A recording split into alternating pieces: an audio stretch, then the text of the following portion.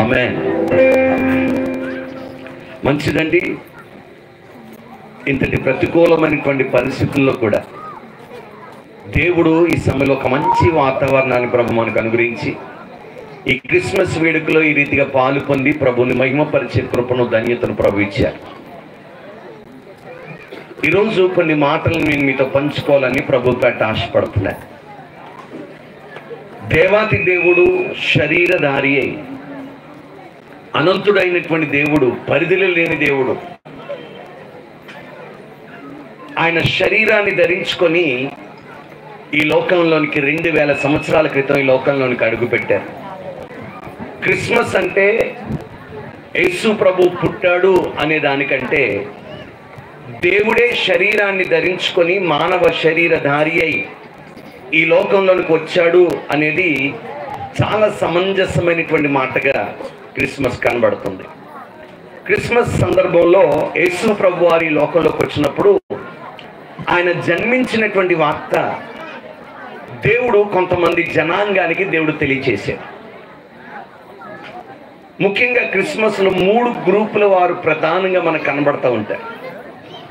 ఒకటి, యేసు ప్రభు జన్మించాడు అనేటువంటి వార్త విని వారు యేసు ప్రభు దగ్గరికి వచ్చి యేసును ఆరాధించి పూజించి వెళ్ళినటువంటి ఒక ప్రత్యేకమైనటువంటి ఒక గ్రూప్ కనబడతారు.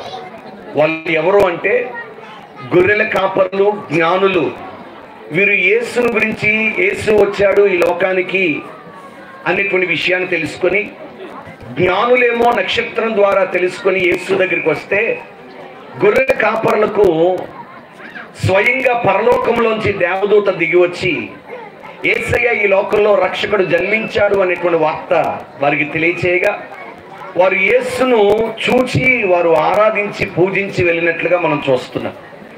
ఇకపోతే రెండవ గ్రూప్ ఎవరంటే యేసు ఈ లోకానికి వచ్చాడు అని తెలిసిన వారు యేసును అంగీకరించినటువంటి ఒక గ్రూప్, ఇంకో గ్రూప్ మనకు కనబడతారు.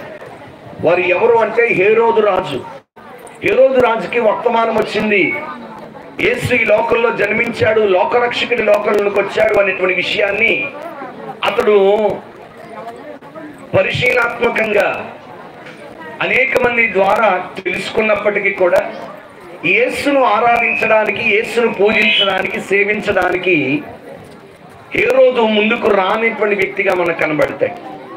అలాగే బైబిల్లో శాస్త్రులు కనబడతారు, అలాగే సత్రపు యజమాని కనబడతారు. వీళ్ళందరూ కూడా యేసు వచ్చాడు ఈ లోకానికి అని తెలుసుకున్న, యేసును అంగీకరించిన వారిగా, యేసును ప్రక్కన పెట్టిన వారిగా కనబడతారు. ఇది రెండవ రకమైనటువంటి గ్రూప్. ఇకపోతే మూడవ రకమైనటువంటి గ్రూప్ ఎవరంటే అసలు యేసు ప్రభు ఈ లోకానికి వచ్చాడు అనేటువంటి విషయమే వారికి ఆ ప్రత్యక్షత రాలేదు, చాలా మందికి తెలియలేదు, ఆ వార్త చాలా మందికి అందలేదు. కాబట్టి యేసు గూర్చినటువంటి విషయం చాలా మందికి తెలియనటువంటి గ్రూప్ 3 గ్రూపులు కనబడతాయి. కాబట్టి ఒకటి, యేసయ్య వచ్చాడు అని తెలుసుకొని దానికి విధేయత చూపించి వచ్చి ఆరాధన చేసినటువంటి గ్రూప్ ఒకటైతే, రెండవది యేసయ్య వచ్చాడు అని తెలిసిన, ఆయన అంగీకరించని, ఆయన తృణీకరించిన, ఆయన పక్కన పెట్టినటువంటి గ్రూప్ రెండవది అయితే, మూడవది యేసు ఎవరో తెలియనటువంటి వారు చాలా మంది ఆ దినాన మనకు కనబడతారు. ఈరోజు నేను ఈ మూడవ గ్రూప్ గురించి కొన్ని మాటలు నేను మీకు తెలియచేయాలని ఆశపడుతున్నాను.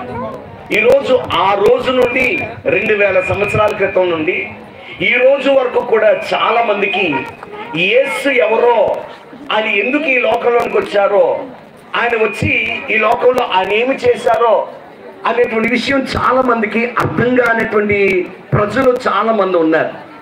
యేసును అపార్థం చేసుకునే వాళ్ళు చాలా మంది ఉన్నారు. యేసును కొంతమంది ఏమో ఒక ప్రవక్త అని అంటుంటే, మరి కొంతమంది ఒక మతాన్ని స్థాపించడానికి వచ్చినటువంటి వారు అని అంటుంటే, ఇలాగ అనేక రకాలుగా యేసును గురించి రకరకాలైనటువంటి వాదనలు వినబడుతున్నాయి. అయితే ఈరోజు ఆ యేసు ఎవరో అనేటువంటి విషయాన్ని నేను మీకు పరిచయం చేయాలని దేవుని సేవకునిగా నేను ఆశపడుతూ ఉన్నాను. కాబట్టి శ్రద్ధగా దేవునికి మాటలు విని దేవుడు యేసు ప్రభు ఈ లోకానికి ఎందుకు వచ్చాడు అనేటువంటి విషయాన్ని చాలా